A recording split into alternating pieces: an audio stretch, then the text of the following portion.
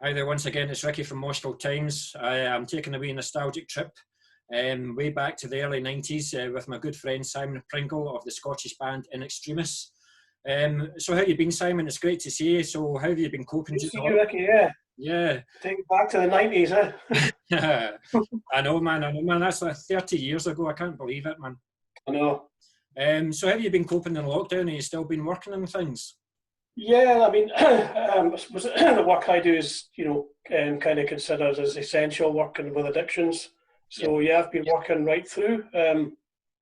We've obviously had to be a little bit innovative. Yeah. So a lot of this stuff that we would normally do face to face, we've had to kind of do it online.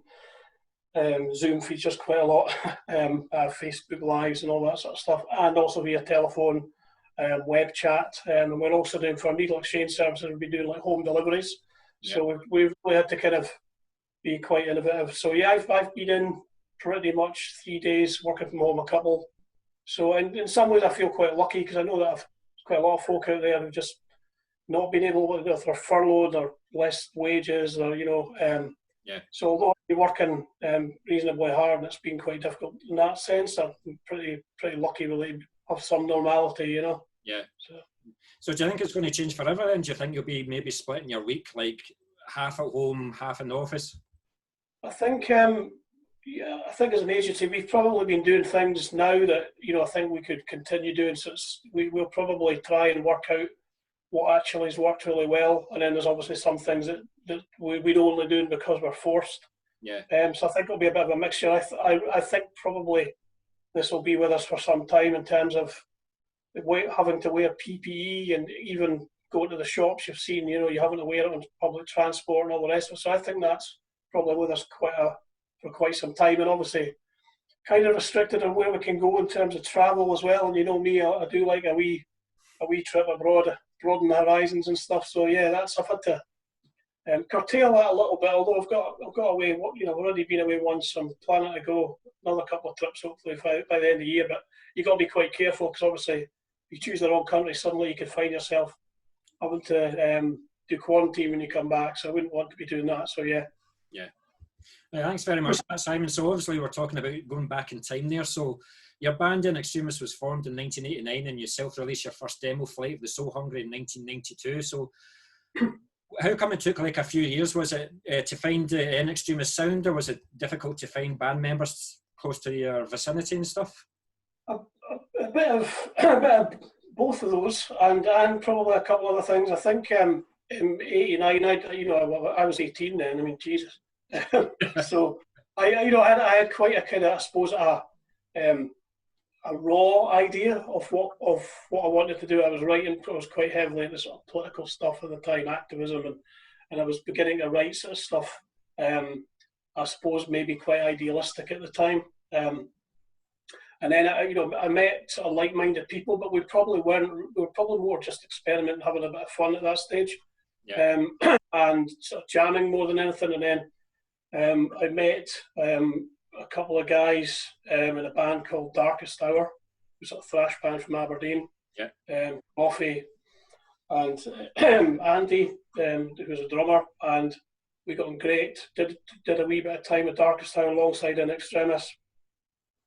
And it was really good fun, but it was probably not the type of music. It was more kind of old school thrash metal, which is fine. I was listening much more to the kind of classic death metal stuff at this time in 1990, I think it was. All the kind of classic Entombed, Obituary was coming out, Autopsy was coming out, Paradise, going to all these gigs every week, Napalm Death. God, we were really, really lucky at that time. Some of the real class acts. And I think so I found sort of people who really were into the same sort of stuff. So we decided to kind of, enough of Darkest Hour, although it was good fun, as I say. And then myself, Coffee and Andy, and they knew a guy called Danny, who, another guitarist. I think Andy was at school with Danny at the time, and because these guys were at school, and I was kind of working sort of part-time and beginning to do my study, and then as well later, sort of early 90s. So that was really the kind of beginning of it. So what was the second part of your question? I forgot. So Yeah, was it just a few years to find the sound that you wanted and find? Yeah, we did actually. I was going to say we did actually release another demo prior to Flight, which we just called very, very original 6 tracks of Grinding Death. You can probably tell that was us, just finding our feet a little bit. I think that would have been about late 1990, 1991. Yeah. And that was really, we did the kind of whole tape trading thing with that, and just to try and get ourselves known a wee bit, Maybe I have to explain what tape trading is to some folk, I guess. I know. So yeah, there was a whole sort of thing around, doing it ourselves. Yeah. And so we basically took a 4-track recorder from the local library, plugged it in, and recorded these 6 songs. Some of which would end up being on Flight, Sick Society being one of them. Yeah. Wretched being another. So we had that was really a kind of prelude to Flight. So that's kind of how it took us a few years. We weren't just sitting doing nothing. We're just finding our sound, I guess. Yeah. So following on from that, then, so how often were you able to meet, and where did you do your record? Where did you rehearse? Well, Crofty, his dad was the minister in Aberdeen. What a great guy he was. He's sadly passed just a couple of years ago, and he gave us a room in the church, which we christened the White Room, because the walls were white. We weren't that original, really, but it was great. It was our own space. We could leave all the gear there. It was in the kind of basement of the church. He was a really kind of liberal guy. Yeah. Well, you went a satanic band then, eh? You went doing satanic lyrics? Just as well you went doing satanic lyrics. Well, it was funny because I think, Graham used to walk about his house with Deicide t-shirts on and stuff, and his dad was a minister. So, that's the sort of guy he was. He was absolutely into Brilliant. Independent thought, and yeah, absolutely, really supportive of us, as all our families were, and so that was great. We had our own sort of rehearsal space. We used to meet once a week. Used to be on a Thursday, and I used to stay over at Andy's house, and his mum and dad would look after me and feed me and all, put up my really crap jokes and all that sort of stuff. So yeah, it was good. And then obviously if we had a gig coming up, or we had going into the studio, then we would probably up it. We'd maybe rehearse 2-3 times, maybe in the month leading up. But yeah, it was a kind of weekly thing, because the guys were at school. I was kind of doing a part-time job. I was at uni in Dundee, so I was having to come back up the road. So yeah, it's all kinds of stuff. Yeah. So being the vocalist then, were you the main lyricist in the band? Did the other members contribute lyrics? I did all the lyrics, as far as I can remember. But I pretty much anything I think we recorded, yeah, I would do. There might be ideas. We would have discussions about things that were going on. So and that might trigger an idea. So pretty much I would come with some lyrics usually, and that might help the mood of the song. Yeah. And then some of the other guys might come with ideas for like some of the songs, like riffs, and then that might trigger something in me, and I'm going right around it. Yeah. And occasionally we would all, I think the arrangements we would come together. But yeah, it was pretty much myself who would do the lyrics. Yeah. So with you doing the lyrics then, so what was your point that you were trying to make with Inextremis? What was your lyrical themes? Well, we were always much more into the, I suppose, kind of everyday stuff that was important to us, a lot of political stuff. Sort of like a lot. There was for example, songs about anti-racism, Crush being about that. But also we wrote a song about our good friend Bun, who he committed suicide in September of '91, and obviously that song Ex Passione Vitae went on to the Flight demo. That was specifically written about him and about how suicide affects the kind of ripple effect, if you like, the whole family, sort of a very personal thing. But we were writing about abolishing the monarchy and fighting injustice, bringing down governments, all sorts of stuff. Yeah. So it wasn't a typical death metal, even though that was our style. Yeah. We just weren't really into this. There's nothing wrong with that. As I've mentioned, a lot of great bands that do that. It just wasn't really out. It wasn't really just our bag, So would it be fair to say then that Barney from Napalm was an influence to you then? Yeah, I used to write to Barney, and very, very. I actually did me and Mark from Inversus, Mark Pringle, so it's no relation. Great guy. Me and Mark did Napalm Death, Obituary and Dismember tour. Did all the dates in the UK back in '92. I was on the guest list, got us both on the guest because I used to write to Barney at the time. I was pretty shameless about it. We'd turn up at all of their signing sessions and Tower Records, HMV, wherever, and just say, can I get on the guest list tonight? I think the only one night we didn't get on was when they played Birmingham, because obviously he had his family. Yeah. He was a real influence. I think just the lyrics, the politics, just his whole attitude, and he was really, really encouraging as well. He would just give you a few tips, and even though we were just a wee band from Scotland, and he was always really friendly. Yeah, so in terms of lyrically, yeah, he was a huge influence on me. That's excellent. Thanks very much, Simon. So I must admit, it was a single Lies of Memory. That was my favourite release from Inextremis then. So two of my favourite songs with Crush and the title track on it.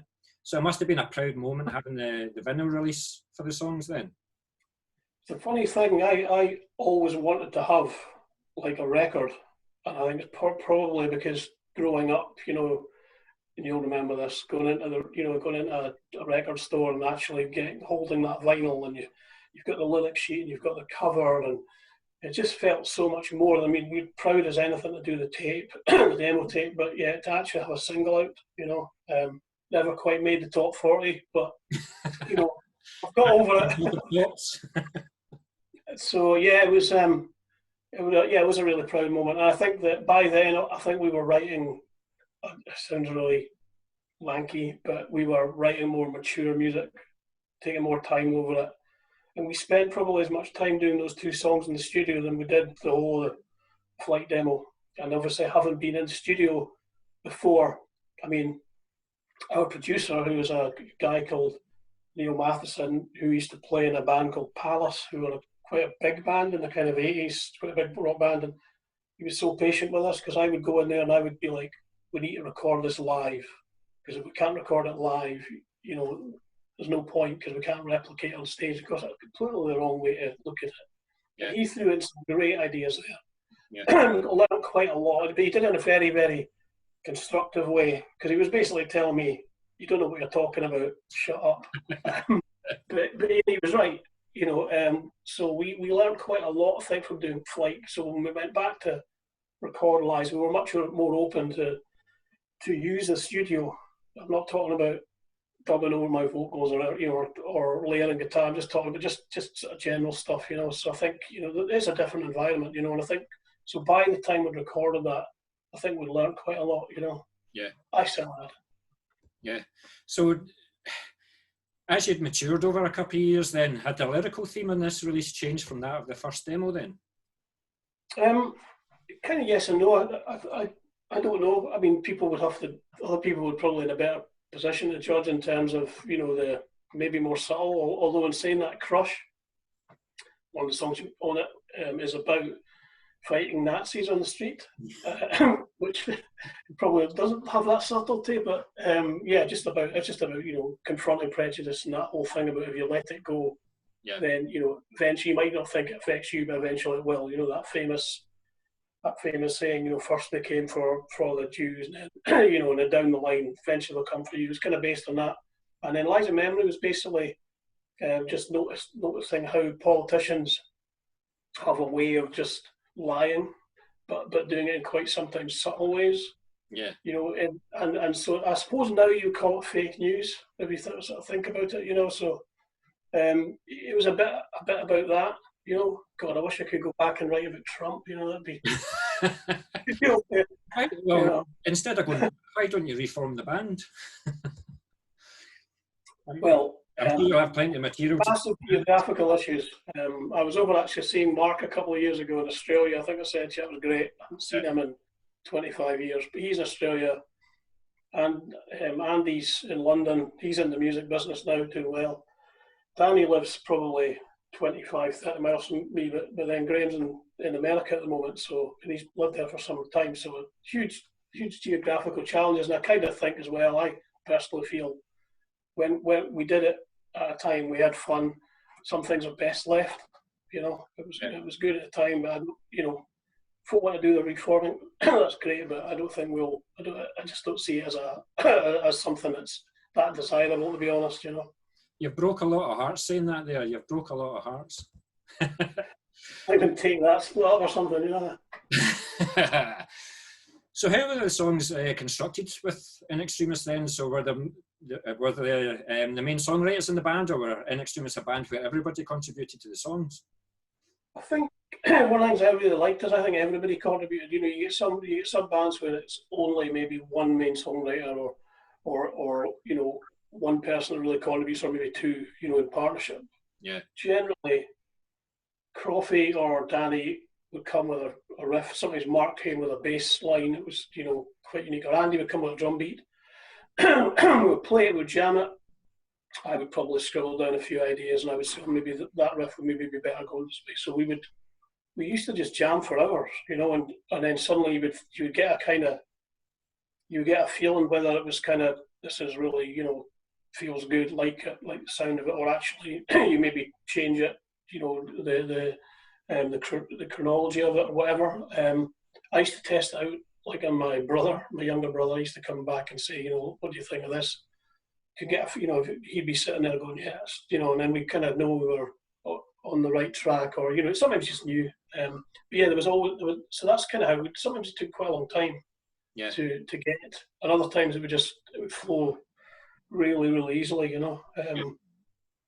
I think latterly we started writing quite long songs as well. I know that we did a Lies is quite long to get it. I mean, that's why the single plays at 33. I think when we released that, there must have been a few people playing at 45 thinking that our drummer was absolutely amazing, and playing on them. That's why we had to put on that, you know, it was that quite long. And then I think latterly, probably the two songs we wrote last and never got released, they were actually quite long as well. So we started getting into that a bit more, you know. So you left the grindy parts out and you put in the more progressive parts?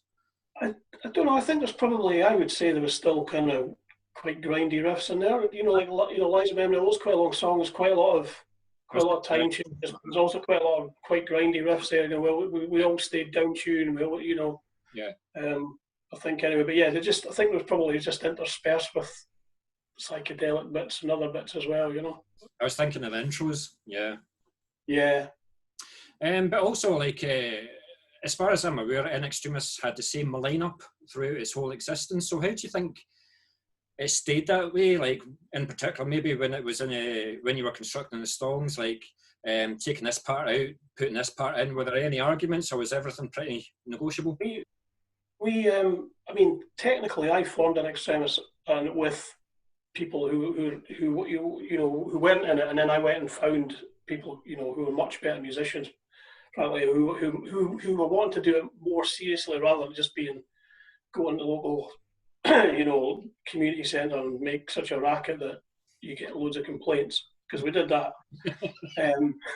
But then so the original lineup, we had a guy called Mark on bass who didn't work out. He had a massive falling out with the band, which I'm not going to go into, because, you know, I'm not going to start slagging match, but it didn't work out.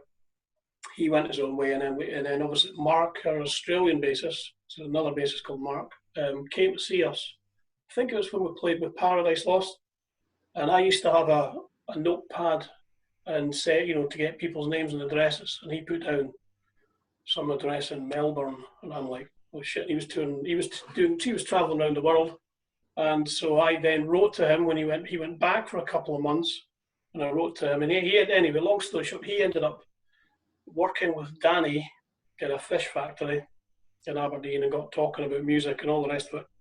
And then at that time, we'd kicked out our bassist, and we were looking for a bassist. We were playing as a four-piece, and it didn't really work.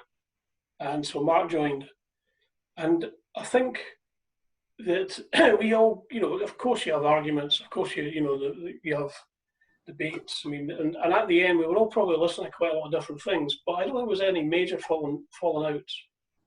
You know, sometimes I would have to go and try and find them before gigs, because they were all in different pubs or whatever, and of course at that time I didn't drink, so it was things like that were quite stressful, you know.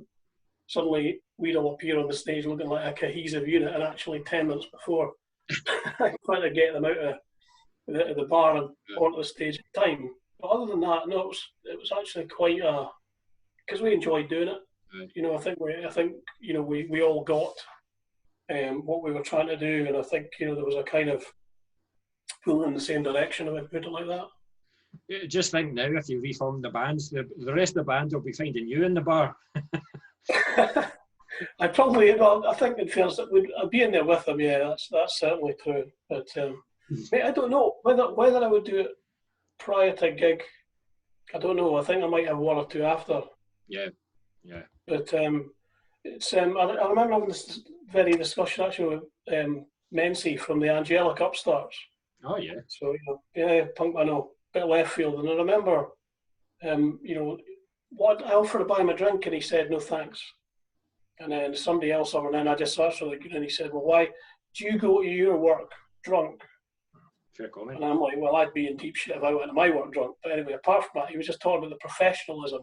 Yeah. He says, after the gig, and I just thought, actually, I hadn't really thought about it like that. Yeah. And he was talking about bands that go on stage absolutely wasted. People have paid money to see you and all the rest of it. And I just thought, yeah. So, yeah, nowadays I certainly would have one after, but maybe not every night. But, more, but yeah, maybe not before, yeah. So going back, influences from your first demo to the last recording had obviously changed. So do you think this may have brought forward the demise of Inextremis as people were moving on to other forms of music? Including I think, yeah, I mean, I think there's no doubt we were all listening to different things, but it almost felt like it came a natural end. I was in my final year at uni, and I remember having to try that. In those times, it was like we had a mailing list, didn't have any of the technology we have now. So you were literally having to send out an A4 sheet of paper, which you had to type up, photocopy. I think we had like 800, maybe 1,000. Go and fucking put stamps on the envelopes, and then of course I remember saying to the guys, saying I need a bit of a hand here, because it was me that was doing it, and it was kind of like they were all like, well, no, maybe, and I think at that stage just went, well, maybe it's time we just moved on to do different things, and it just felt like the most natural thing, The only thing that I think was a shame was we'd just been in the studio, would record 5 songs back with Neil Matheson, which we never got to release, because I do think that we re-recorded Lies, and we had 2 songs, Endless and As the Haze Clears. You've probably, I think, maybe give you copies of those, And I think that's some of the best stuff we did, and I just think we could have we didn't go back and remix it. We didn't go, we just had to kind of pay our bill and leave, and that was a bit of a shame, we didn't get to kind of almost complete that almost mini album, if you like, that we would probably just put ourselves, and that'd have been a nice ending. But other than that, we didn't fall out. That's quite a nice thing to say, right? Because you don't look back with any bitterness. Yeah. You look back and you think, I had 6 magic years in the band, had good time, and that was obviously a big part of my life. Because 30 years later, I'm still getting the opportunity to bore people to death with it. Great, but it almost came to that natural end. Yeah. Going back to your influences then, so we talked about Barney being an influence as a vocalist. Was there anybody else in particular that you looked up to at the time? Nick Holmes, I think his vocal style was how he was able to pronounce the actual lyrics in that style. I had total respect for, and obviously we were fortunate to get to play with them, and they were really, really. I mean, they came to watch us sound check, and then him and Greg McIntosh came up. I used to write to Aaron Eady, I didn't, but when we actually kind of met, it was Greg and McIntosh and Nick Holmes came up, and they were very, very supportive, so that always, again, that just lack of rock star, arrogance or big. I just thought fair play, and actually, he had a huge influence. My style, it was actually nothing really. I don't think I was actually like him. Yeah. In terms of a vocal style, but I always thought, and then the other one, really bizarrely, a bit of a left field one, is Franz from Trencher from the Young Gods, who are the Swiss industrial band. You were going to say Ferdinand style. Sorry, I thought you were going to say Franz Ferdinand there. No, they came well after us, you know. But no, France from the Young Gods, I just because he was singing in French, he's got very very kind of like deep sort of baritone type voice. It wasn't growling, but there was something rhythmic about it, which I think is quite a lot of the death metal styles. It's more of a rhythmic instrument, if I could put it like that, rather than melodies and Yeah. And I just thought it sounded great. That's why I wrote Chemin de la Vie. And if you actually read the lyrics to that, it's really shite. You wouldn't pass an O grade test anyway, standard grade, whatever it is now, It was really, really basic, but I just thought that the sound of that was great. That's what inspired me to do that. Yeah. And obviously at the time it was a bit of a, it was quite unique for a Scottish band to be singing death metal in French. There was a bit of a kitsch about it, but so those would be the kind of three main influences, I think. Excellent. Yeah, and then obviously there's the whole. I mean, like someone like Ozzy Osbourne, who I loved as well, with Black Sabbath, and just as a front man, So there's that kind of aspect to it as well. Yeah. Thanks very much, Simon. So you said that you had a good number of years within Inextremis. Then is there a particular highlight that you'd like to talk about, or what was the biggest thing that you've done within Inextremis? What's your proudest moment? You mentioned that. I mean, obviously the single release was absolutely brilliant. When the single was actually released, we were on front page of the local paper. It doesn't sound a lot, but at the time it was great, And then we were on the local radio, and then we had a kind of single launch show at the local rock night, and I think it was 1,200 people there or something, and a lot of them were there to see us, which was great. That was a real moment. And you talked to, we did a kind of quite a long intro on our shows. Fucking dry ice would fear you. And then I would, I'm kind of waiting in the wings, and when you come on, and there's that huge roar, and fantastic. And then the other one, we did a lot of gigs with Korpse. I think Korpse are one of the most underrated death bands of the generation. I mean, they obviously did reasonably well, totally deserved. We were really good friends with them. We had some little tete-a-tetes, and we had some it's a bit of friendly rivalry, in terms of doing gigs, but we did a lot of shows with them, and Fluff obviously latterly played a bit of bass and helped us out, so they were always good. But we toured with a band called Acrimony and you'll remember this, in the 1994, I believe it was, the Celtic Invasion tour. We did a UK tour with them, and it was absolutely brilliant. And we played up here where we headlined, and then we supported them in Swansea, their hometown, and brilliant. Those were two. It was and it was the beginning of the tour and the end of the tour. So we kind of started away up here, and we ended up in Swansea last night. It was really, really fitting. Yeah, we had a great time every night. Even there was a few nights around about the kind of West Midlands. The one of great, great crowds. But we played in Liverpool with Cradle of Filth, and with Acrimony as well on that tour. But those two gigs, the Aberdeen one at the start it. And then obviously the final night in Swansea, 14 dates or something later, that was absolutely brilliant. So those were the kind. That's when you just thought, this is really good fun. Yeah. So, so again, talking about gigs back in the day, so you were part of the Underground Titans tour in 1992, I think it was. So what was the communication between the bands back in the day, and how difficult or easy was it to get venues to play? And was this a tour that you remember fondly?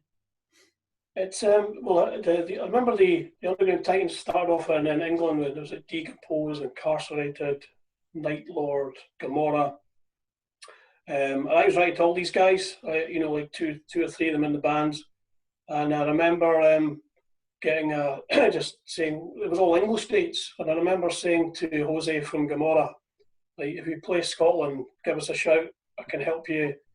We obviously know a few venues. We played a few places in Scotland, so that's exactly what happened. In Jose, there's another guy organised at Ferrets, his name was, from Night Lord, and he said to me, I'll phone you up, and if it's ever going to happen, to his word, phone me up. Wanted us to do every day. I think they got Incarcerated up, and there was in The Rain, great band as well.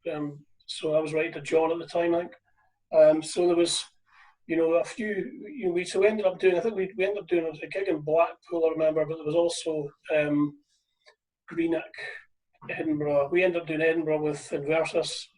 We did one in Aberdeen, one in Glasgow. That was some were okay, some weren't. But the one in Aberdeen. sorry?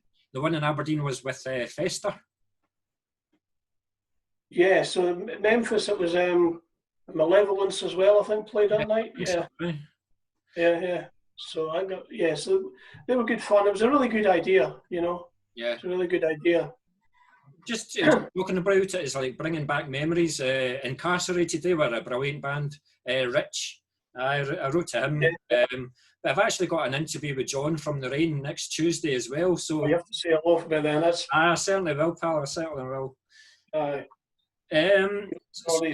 aye. He's a good guy. He's an absolutely brilliant guy. So, was Inextremis ever close to getting a record deal? And if so, who was it with then? I wouldn't say we were close. We started quite late, I think, putting out. We sent Flight, and we sent Flight just before we were about to release Wise in Memory, and then obviously we sent the advance tapes Wise in Memory, and we did a 3-song kind of promo only thing. But and we sent it to Earache, and we sent it to Peaceville, and we sent it, and I think they were all quite. It was like, this is quite good, but want to hear more. I was a stubborn bastard back then. I know what you're going to say, but I think I'd have been quite difficult, I think, to deal with, because I'd have probably not wanted to compromise. And I think part of the thing that made a lot of the stuff fun for us was we could do what we wanted when we wanted. And I think we never really saw it as a career. And that was probably something that led to us going, right, maybe it's time to give up now. But it was also something that made those 6 years enjoyable. Yeah. So suddenly if you've got somebody saying you have to do this by then, and you have to, I'm not sure how that would have worked. It might have.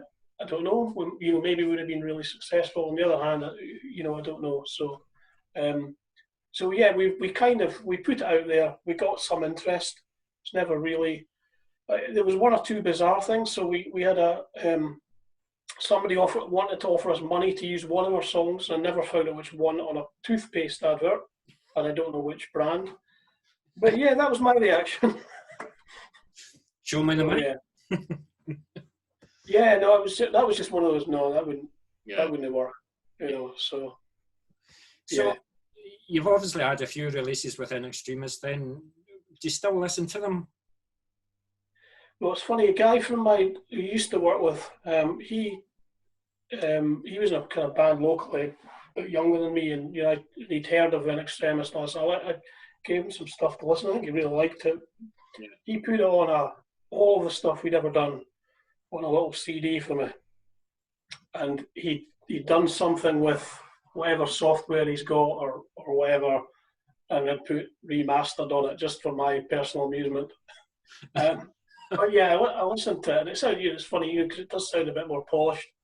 I think that's the last time I honestly sat there and listened to it. And that's probably a year and maybe 2 years. Yeah.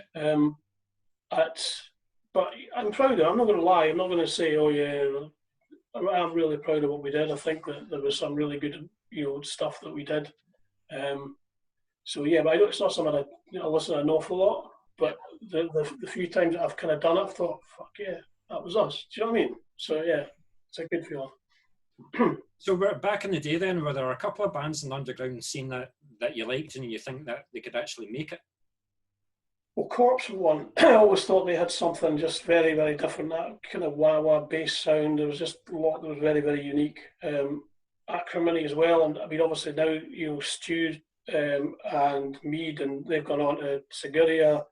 They've had lots of different. And Lee, he was thinking Lifer for a while. So they've done pretty well. Just kind of going out and doing their stuff. I really liked Acrimony. I just thought that they had something about them, and such a great bunch of folk as well.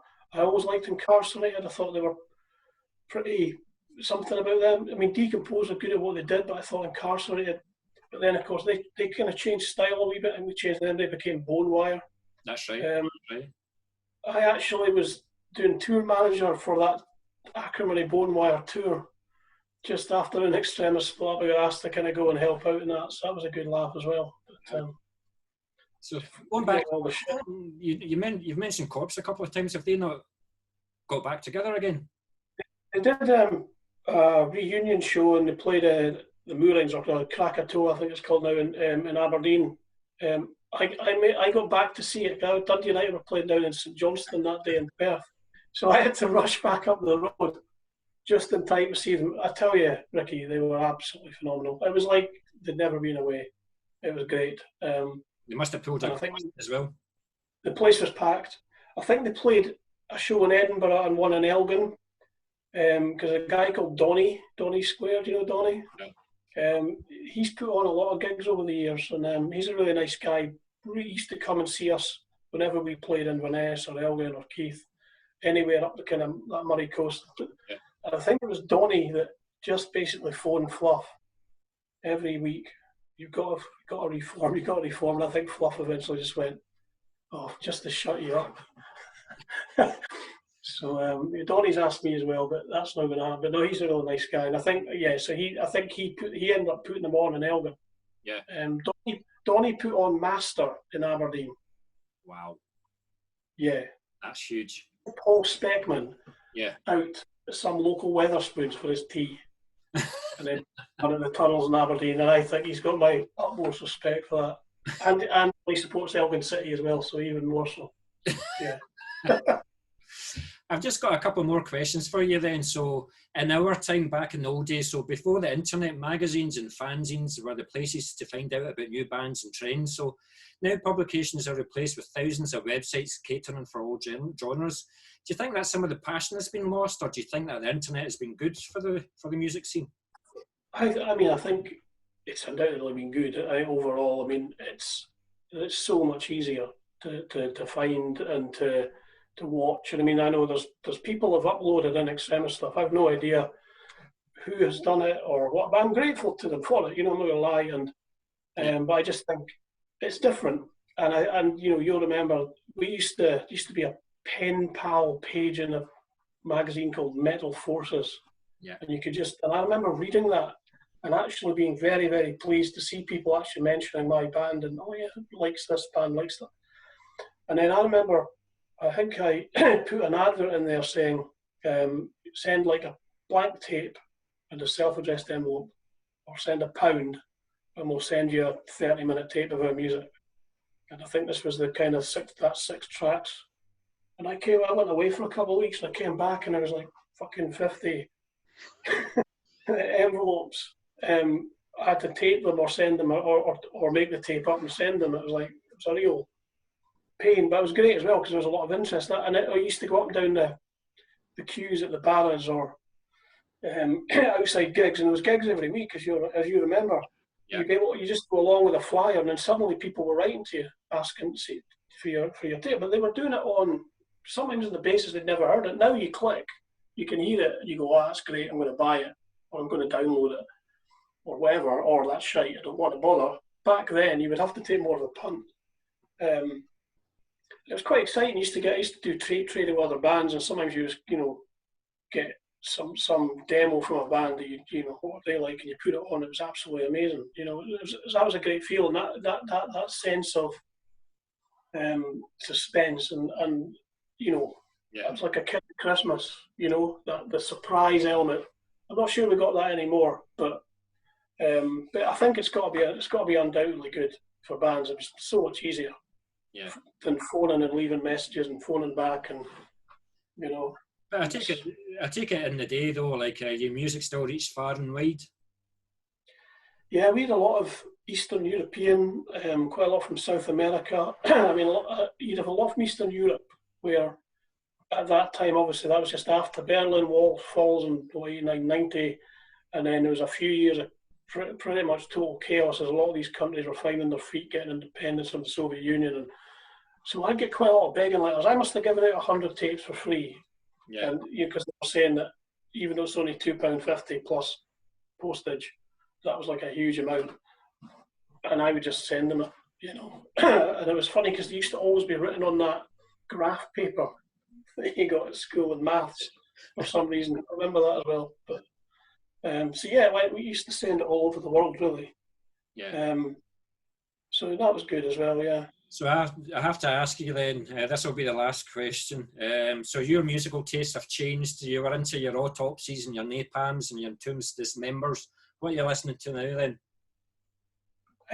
I still listen to a bit of that, but probably only the bands that you mentioned. I you know, we've talked before, and there's a lot of bands you should listen to this band. They're absolutely brilliant, and I've never heard. And it's kind of, and I'm listening. I always had a sort of thing, bits of punk here and there as well, and like I said, the kind of, you know, the Young Gods and bands like King's X and, you know, stuff you would normally associate, I suppose. And then it was, you know, the band Spear of Destiny and Theatre of Hate, songwriter Kirk Brandon, who I've always thought was a great songwriter, a great lyricist, in a very different way from listening more to them than ever. And well, as you know, quite a few of their UK dates and stuff, you know, and met him a few times now. Very, very personable guy. You know, and I just, so I'm kind of finding that again. I think I kind of probably, you know, they obviously split up. You know, kind of 90s, along came sort of death metal and stuff. So yeah, it's a lot of that stuff I'm listening to. But I still listen to all the old sort of classics. A lot of, you know, still things like AC/DC and Motorhead and all the old death stuff. I don't think it's ever been topped. And I think that so many of these bands came at the same time. It's fantastic, you know. Yeah. So hopefully when this whole coronavirus thing eventually subsides enough for us to get back in a music venue together, and we can, you know, see some of these, because of the Lords of the Land thing, there was a real, you know, some really great bands. Dark Angel one year we went to see, obviously, and then Autopsy was there, and then obviously before Napalm, you know. Yeah. Still class stuff. Aye. Absolute class, yeah. My Dying Bride were headlining it this year, so yeah, another brilliant band.